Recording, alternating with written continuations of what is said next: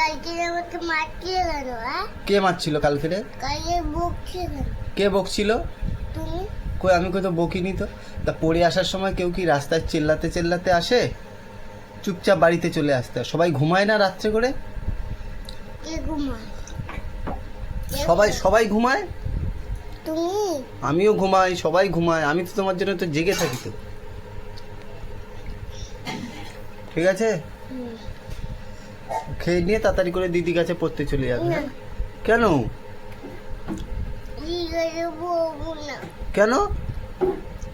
দিদিকে ছুটি দাও। আজকে ছুটি না তো, আজকে তো বৃহস্পতিবার, আজকে তো ছুটি না। না তো দিদির কাছে যাবো না বলতে। তাহলে কবে যাবে দিদি কাছে পড়তে? কালকে যাবো।